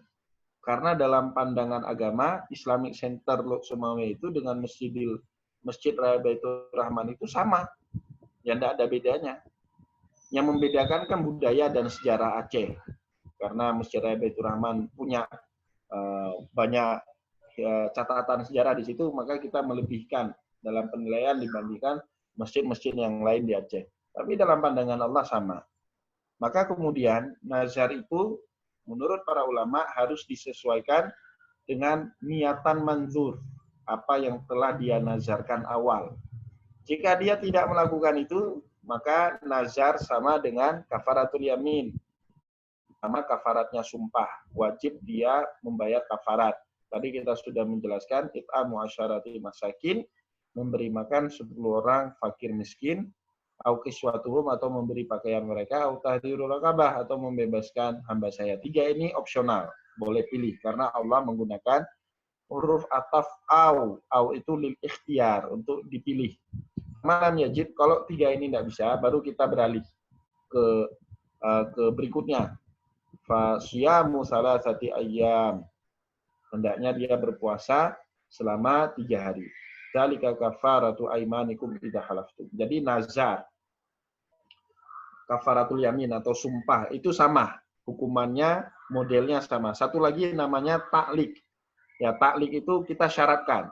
Ya mirip-mirip dengan nazar, tapi nazar itu berkaitan dengan ibadah. Jadi kalau nazar kita tidak boleh melakukan dengan sesuatu yang wajib. Misalnya saya nazar, ya Allah, seandainya anak saya lewat PNS nanti saya akan sholat 5 waktu. Tidak boleh itu. Karena sholat 5 waktu itu wajib. Atau ya Allah, seandainya anak saya lewat PNS, saya akan puasa Ramadan. Tidak boleh. Karena objek nazar itu harus berkaitan dengan ibadah yang sifatnya takarrub, ya ibadah sunnah. Jadi saya boleh nazar, ya Allah, seandainya anak saya lewat PNS, saya akan puasa 6 hari di luar bulan suci Ramadan. Boleh. Atau saya, kalau anak saya lewat PNS, saya akan bersedekah untuk 100 orang fakir miskin. Boleh, karena itu adalah ibadah sunnah. Yang kedua, nazar itu harus berkaitan dengan ibadah, tidak boleh mendurhakai Allah. Maka lanjutan hadis tadi kata Rasulullah, "Wa man nadzara ayyusiyahullahu fala yusih." Barang siapa yang bernazar untuk mendurhakai Allah, maka tidak boleh ditepati nazarnya itu. Misalnya seseorang bernazar, ya Allah, jika anak saya lewat PNS, maka saya akan tempeleng suami saya. Nah, tidak boleh itu. Itu buat durhaka sama Allah Subhanahu wa taala. Satu lagi, ya, ada yang serupa namanya taklik. Ya, taklik. Jadi taklik itu biasanya dalam pernikahan ada taklikun nikah. Ada seorang misalnya perempuan nikah dengan seorang laki-laki, kemudian di awal pernikahan perempuan itu kasih syarat, dia mau menikah dengan laki-laki itu dengan satu syarat, kalau laki-laki itu tidak pernah memadu dia atau mempoligami dia. Boleh syarat itu. Nah, jika kemudian setelah menikah si suaminya ternyata melakukan poligami, maka talaknya otomatis jatuh. Kecuali jika si istrinya memaafkan, tapi si istrinya kemudian wajib membayar kafarat. Jadi itu yang berkaitan dengan nazar sama dengan kafaratul yamin dan taklik tadi. Jadi ada tiga hal yang sama jenis hukumannya. Tadi yang pertama taklik, yang kedua namanya kafaratul yamin atau kafarat sumpah, dan yang ketiga nazar. Nazar itu wajib kita penuhi, kalau kita tidak penuhi atau kita penuhi tapi objeknya tidak sesuai dengan apa yang kita sebut di awal, maka kita wajib membayar kafarat sebagaimana kafarat yang ada di dalam sumpah. Seperti itu mungkin yang bisa saya jawab. Ya, terima kasih Ustadz. Berikutnya pertanyaan selanjutnya, silakan.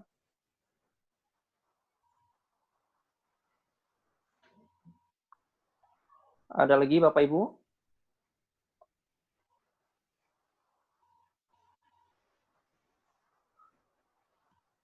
masih lumayan panjang nih waktunya. Silakan, barangkali masih ada yang ingin ditanyakan.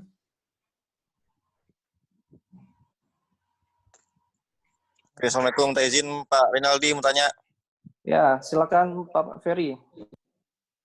Baik, terima kasih. Assalamualaikum Ustaz. Salam. Saya Ferry dari Pusat Bangkahan, ingin bertanya sedikit Ustaz. Ya. Saya ada pernah mendengar orang yang meminjam emas, Ya. Apakah ketika meminjam emas tersebut dapat diganti dengan uang atau memang harus dengan emas? Karena memang saya melihat bahwa ketika orang meminjam emas, ada yang beranggapan dapat diganti dengan sejumlah uang yang jumlahnya sama dengan sejumlah emas yang dipinjam. Apakah bisa seperti itu, Ustaz? Bagaimana penjelasannya? Terima kasih, Ustaz. Assalamualaikum warahmatullahi wabarakatuh. Waalaikumsalam warahmatullahi wabarakatuh. Ya, baik. Ini pertama berkaitan dengan hadis Nabi ya. Jadi Nabi Muhammad mengatakan salah satu praktek ribawi itu jika ada nilai tambah dari modal yang kita pinjam. Maka Rasulullah berkata dalam hadis itu, ad-dhahab bid-dhahab, wal fiddah bil fiddah, wal burru bil burri, wa tamaru bit tamari, wal milhu bil milhi, masalan bi masalin, yadan bi yadin.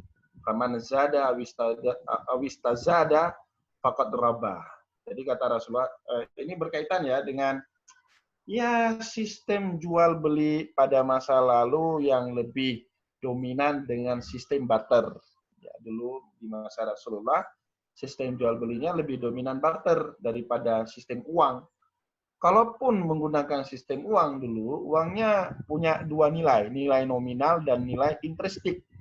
Nilai nominal itu nilai yang tertera di mata uang itu, misalnya 5 dirham, tertulis 5 di situ. Atau 5 dinar, 5 uang perak. Ya. Dan nilai intrinsikik, uang itu sendiri bernilai, memang berharga. Beda dengan uang kertas, dengan sistem moneter sekarang kita pakai uang kertas. Uang kertas itu cuma punya nilai nominal, tidak punya nilai intrinsiknya. Jadi kertas itu ya nggak punya apa-apa, bahkan berkuman dia.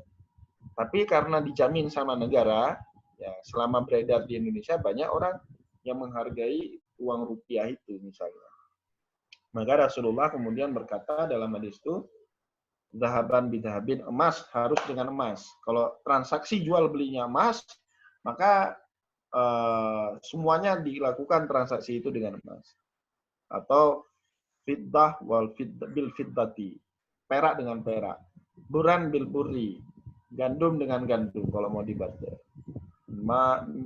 Milhun bil milhi, garam dengan garam. At-tamaru bitamari, kurma dengan kurma. Masalan bimasalin, harus serupa. Yadan biyadin, harus cash, kontan, tidak boleh kredit. Ya kan? Faman zada awistazada, barang siapa menambah emas lebih banyak, ya dihargai lebih banyak, macam lah.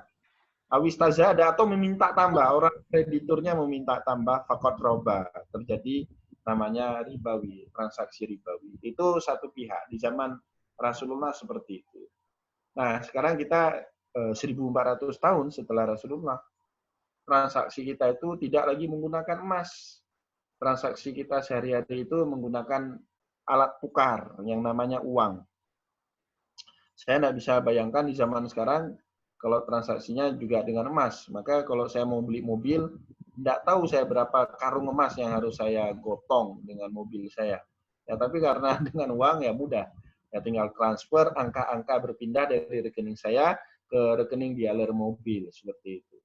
Maka di zaman sekarang itu transaksinya dengan rupiah, ya dengan alat tukar. Ya kalau di negara kita rupiah. Maka rupiah itu ada nilai. Nilai rupiah karena dia pakai sistem moneter, dia berfluktuasi ya, terhadap harga barang. Jadi belum tentu kita punya 10 juta di tahun 2010 bisa beli sepeda motor.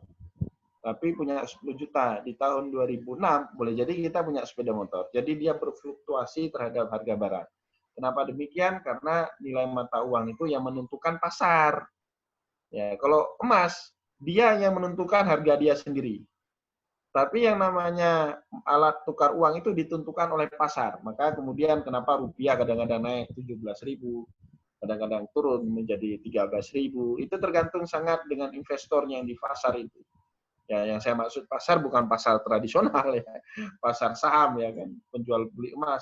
Tergantung dengan kepercayaan investor dengan pertumbuhan ekonomi di negara itu. Banyak aset masuk ke negeri kita, pertumbuhan ekonomi naik, orang percaya kepada rupiah, rupiah beredar, harga rupiah normal, baik, ya tahan terhadap tekanan-tekanan politik, ekonomi, dan seterusnya.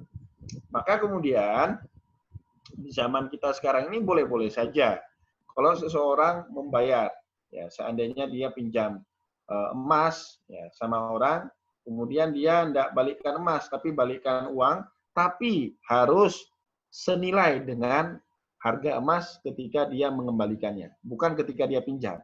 Misalnya dia pinjam emas itu di tahun 2010, harga emas ketika itu masih 1.800.000 per mayam ya kalau pakai ukuran mayam di Aceh. Tapi kemudian di tahun 2020 dia jatuh tempo harus bayar emasnya itu. Harga emas sudah 3.400.000. Maka yang digunakan adalah harga sekarang. Ya. Tidak dengan harga dulu, bukan harga dulu. Tapi kalau dia menggunakan harga dulu, itu namanya riba. Tapi dia harus menggunakan dengan sekarang. Sehingga tidak ada pihak yang terugikan dengan transaksi seperti itu. Namun dalam adat, ya, itu tadi saya ngomong hukumnya. Tapi sekarang kita ngomong adat. Adat orang Aceh tidak seperti itu. Adat orang Aceh itu segala sesuatu diukur dengan emas. Ya kalau di Jawa menikah itu mayam mas kawinnya itu cukup dengan seperangkat alat sholat, tapi di Aceh tidak bisa ya karena semua di Aceh itu diukur dengan emas. Atau bapak ibu punya pengalaman misalnya orang desa punya sawah, sepetak sawah, kemudian kita gala, ya orang Aceh biasa menyebutnya gala, atau kalau bahasa Indonesianya digadaikan. Selama digadaikan itu dengan menggunakan harga emas, karena harga emas itu relatif stabil, tidak fluktuatif. Misalnya saya punya sepetak sawah luas 2.000 meteran, saya gadaikan kepada Bapak seharga 30 emas mayam atau 30 mayam emas. Jadi nanti ketika saya punya duit untuk mengambil balik sawah saya, maka saya akan mengembalikan emas. Ya itu sudah ngomong adat. Jadi ini harus dipisahkan adat dengan hukumnya. Ya, jadi hukumnya itu nilai. Nilai emas sekarang itu yang bisa dikembalikan tidak mesti dengan emas. Tapi kalau kita kurangi atau bertambah, terjadi yang namanya transaksi ribawi. Tapi kalau dalam adat di Aceh, yang namanya emas, maka harus dengan emas. Yang namanya nikah, tidak mungkin kan misalnya saya, atau siapa ya di Aceh itu nikah, saya nikahkan anak saya dengan Anda, dengan mas kawin seharga 17 juta, atau sama dengan 5 mayam emas. Kan nggak ada itu cerita seperti itu. Nggak ada, langsung diemaskan. Misalnya saya nikahkan anak saya dengan Anda, dengan mas kawin sebanyak 5 mayam emas dibayar tunai. Kan seperti itu, nggak pakai lagi harga. Nah itu karena kepercayaan orang Aceh terhadap emas itu tinggi dibandingkan dengan alat-alat tukar yang lain. Nah, seperti itu mungkin yang bisa saya jawab. Iya, terima kasih Ustadz. Ya, gimana Bapak Ferry? Singkat saja kan? Singkat saja Pak Ferry karena kita di penghujung waktu ini. Oke, kalau begitu ditunda dulu kok singkat aja. Oke, terima kasih. Satu lagi bisa Pak Renaldi. Ini karena kita sudah di penghujung waktu, jadi kalau mau bertanya silakan, tapi singkat saja. Oke, silakan. Ustaz, terkait masalah emas dan uang tadi, Ustaz.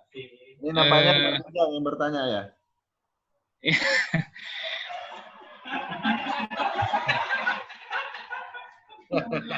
Mau persiapan ya, Ustaz. Giliran kita bahas emas, cepat koneknya ini. Memang pada masa Rasulullah, Ustaz, pas melakukan transaksi itu memang menggunakan dinar dan dirham gitu Ustaz ya. Ya, benar. Ya, memang dinar dan dirham. Tapi terkait masa sekarang kan kita sudah tidak menggunakan, bukan tidak menggunakan, memang ada yang menggunakan. Sehingga ada beberapa referensi, mohon maaf kalau memang saya salah, mengatakan bahwa jika kita menggunakan uang kertas, itu kan tidak ada nilai sebenarnya uang kertas itu. Sehingga banyak ada yang katakan bahwa jika kita menggunakan uang kertas itu bid'ah gitu, Ustaz. Nah, itu bagaimana pandangan Ustaz terkait yang saya katakan tadi. Memang saya ada membaca seperti itu, sehingga pada zaman sekarang pun sudah banyak yang menyerukan kepada kita untuk kembali ke masa Rasulullah, yaitu menggunakan transaksi dengan menggunakan dinar atau dirham seperti itu, Ustaz. Itu yang pertama. Yang kedua, Ustaz, lebih bagus untuk emas, untuk pernikahan lebih bagus mayam emas atau dinar, Ustaz? Terima kasih, Ustaz. Itu udah 2 deh pertanyaannya. Silakan Ustaz. Akhirnya keluar deh. Baik, ini anak bujang ya, semangat bertanya ya kalau emas. Baik, yang pertama kita harus tahu dulu dalam sejarah ya. Dulu kan orang bertransaksi barter, ya pakai barter, dan itu repotnya setengah mati. Misalnya saya petani apel dan saudara Adi atau Pak Adi tukang sol sepatu. Jadi suatu hari saya butuh sepatu. Saya pergi ke tempat Pak Adi, bawa 2 goni buah apel. Saya bilang sama Pak Adi, saya butuh sepatu nih. Oh ya, pembayarannya pakai apa? Kemudian saya jawab, saya bisa bayarnya dengan apel karena saya punya apel. Ternyata Pak Adinya enggak butuh apel. Pak Adinya itu butuh emas untuk menikah kan gitu kan. Wah, saya enggak punya emas. Lah, ini repotnya dengan barter seperti itu. Maka kemudian diciptakanlah uang ya sebagai alat tukar untuk menjembatani kepentingan yang berbeda-beda itu. Jadi masa Rasulullah uangnya itu terbuat dari logam mulia, baik emas maupun perak. Emas namanya dinar, sedangkan perak namanya dirham. Dan ketika itu juga masih terdapat hambatan-hambatan perekonomian. Misalnya ketika Rasulullah mau berdagang ke negeri Syam. Yang namanya dagang itu kan butuh alat tukar tadi. Kalau pakai barter belum tentu orang semua butuh apa yang kita punya. Akhirnya pakai uang tukar. Dan itu harus harus disediakan beberapa ekor unta untuk mengangkat ribuan koin emas dan ribuan koin perak. Harus mengangkat dengan itu.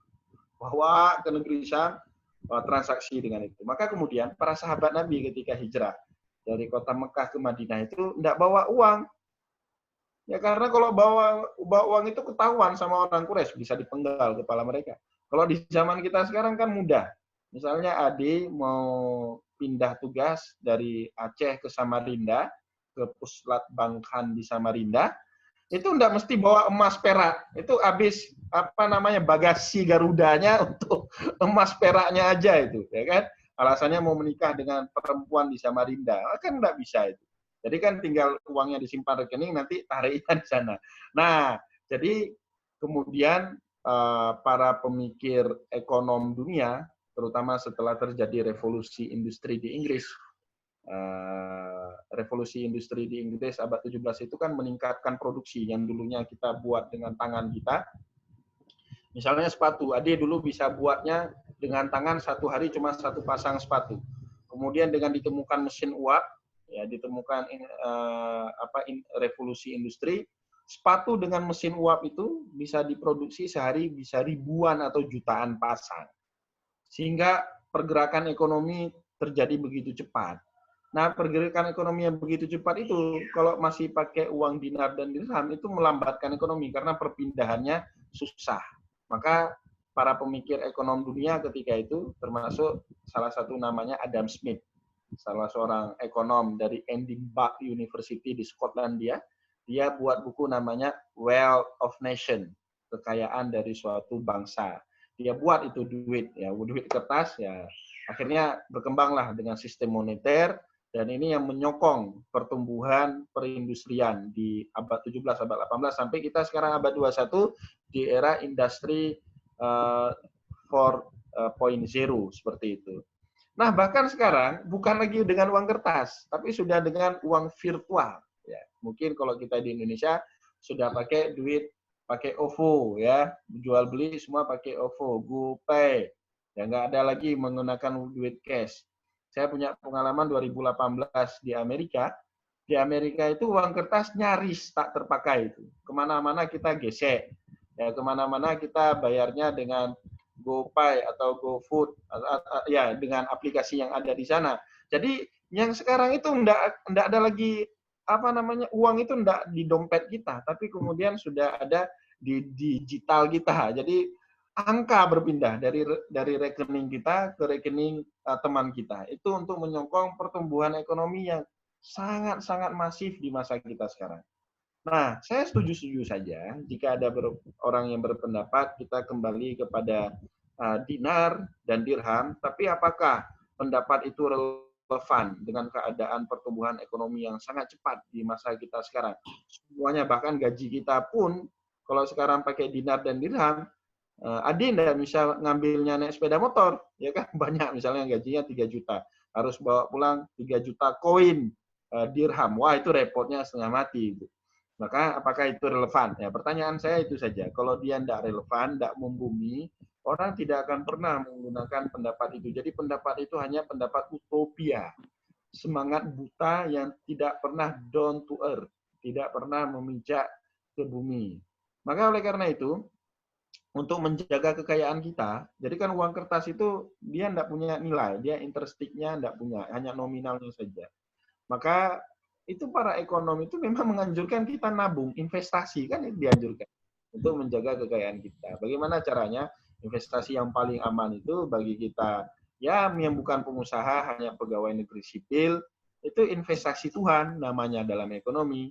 Ya kalau nggak beli emas, kan emas itu ciptaan Tuhan, namanya investasi.